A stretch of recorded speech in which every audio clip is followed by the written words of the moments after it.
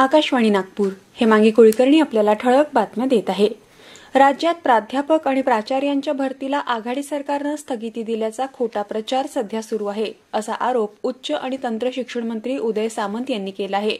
पुणे पदवीधर आणि शिक्षक मतदारसंघातल्या प्रचारासाठी सांगली इथं झालेल्या संयुक्त प्रचार मेळाव्यात ते काल बोलत होते. पंतप्रधान नरेंद्र मोदी आज कोरोना विषाणू प्रादुर्भावाच्या पार्श्वभूमीवर सर्व राज्यांच्या मुख्यमंत्र्यांसोबत आढावा बैठक घेत आहेत. सकाळी 10 वाजतापासून दूरदृश्य संवाद प्रणालीच्या माध्यमातून ही बैठक होते आहे. काही राज्यांमध्ये रुग्णसंख्या वाढते आहे. या सर्व बाबींवर या बैठकीत आढावा घेतला जाणार आहे. आज सकाळी ईडी अर्थात अंमलबजावणी संचालनालयानं ठाणे जिल्ह्यातील ओवळा माजिवाडा विधानसभा मतदारसंघाचे आमदार प्रताप सरनाईक यांच्या घरावर तसंच त्यांचे सुपुत्र विहंग आणि पूर्वेश यांच्या घरावर कारवाई केली. या ठिकाणी शोध मोहीम सुरू असल्याची माहिती आमच्या प्रतिनिधीनं दिली आहे. नाशिक जिल्ह्यातल्या प्रमुख कृषी उत्पन्न बाजार समित्यांमध्ये काल कांद्याचे भाव घसरले. मनमाड कृषी उत्पन्न बाजार समितीमध्ये कांद्याच्या भावात तब्बल 700 रुपयांची घसरण झाली. काल प्रचंड आवक झाल्यानं कांद्याचे भाव कमी झाल्याचं सांगण्यात आलं.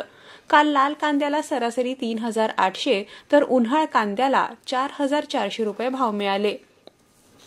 पंतप्रधान नरेंद्र मोदी येत्या 29 नोव्हेंबरला आकाशवाणीच्या मन की बात या कार्यक्रमातून देशवासियांशी संवाद साधणार आहे. या कार्यक्रमासाठी नागरिकांनी आपल्या कल्पना आणि सूचना 26 नोव्हेंबरपर्यंत mygov.in या संकेतस्थळावर किंवा 1800-117-800 या निःशुल्क क्रमांकावर पाठवाव्या असं आवाहन करण्यात आलं आहे.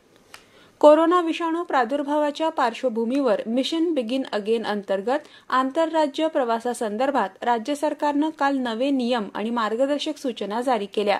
या सूचनांनुसार परराज्यातून येणाऱ्या प्रवाशांना कोविड संसर्ग नसल्याचं प्रमाणपत्र सोबत बाळगणं बंधनकारक असणार आहे.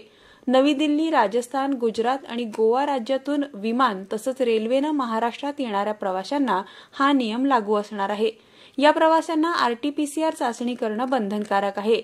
विमान प्रवासाच्या 72 तास आधी तर रेल्वे प्रवासाच्या 96 तास आधी ही चाचणी करावी लागेल.